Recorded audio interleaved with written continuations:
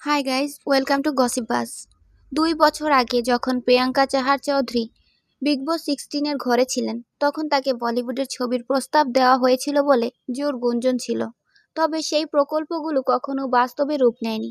সম্প্রতি একটি সাক্ষাৎকারে অভিনেত্রী বলেন, হ্যাঁ, বলিউডের ছবির কথা বলা হচ্ছিল এবং আমি অফার পেয়েছি, পাঞ্জাবি, হিন্দি, এমনকি হিন্দি ফ্র্যাঞ্চাইজি ছবিও।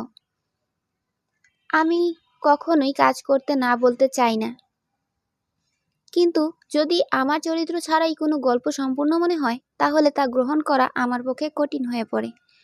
আমি একজন অভিনেতা এবং আমি অভিনয় করতে চাই। তিনি আরও বলেন, ছবিগুলো কেন মুক্তি পায়নি তার কারণ আমি ব্যাখ্যা করব না। তবে আমি কখনোই অনুশোচনা করি না, কারণ এটি আমার সিদ্ধান্ত ছিল। আমি ভেবেচিন্তে এটি নিয়েছিলাম। বর্তমানে আমার মনোযোগ টেলিভিশনের উপর। আমি নাগিন 7 করছি এবং সত্যি বলতে এই মুহূর্তে এটি আমার জন্য অন্য যে কোনো কিছুর চেয়ে বড়। আপনি কখনোই জানেন না যে মহাবিশ্ব আপনার উপর কী নিক্ষেপ করবে।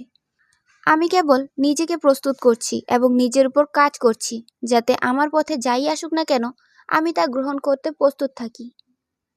সর্বদা জনসাধারণের নজরদারির মধ্যে থাকার ফলে তিনি শিখেছেন কিভাবে শব্দ দমন করতে হয়। তিনি বলেন, আমি সোশ্যাল মিডিয়ায় খুব বেশি সময় ব্যয় করি না। আমি লাইভে যাই না। আমি আমার দূরত্ব বজায় রাখি। প্রত্যেকের নিজস্ব দৃষ্টিভঙ্গি আছে। আপনার দৃষ্টিতে আপনি ঠিক, আমার দৃষ্টিতে আমি ঠিক। এটা এমনই। আমি ট্রলারদের সম্মান করি। দিন শেষে তারা আপনার সম্পর্কে কথা বলছে এবং এটি নিজস্ব উপায়ে মূল্য যোগ করে।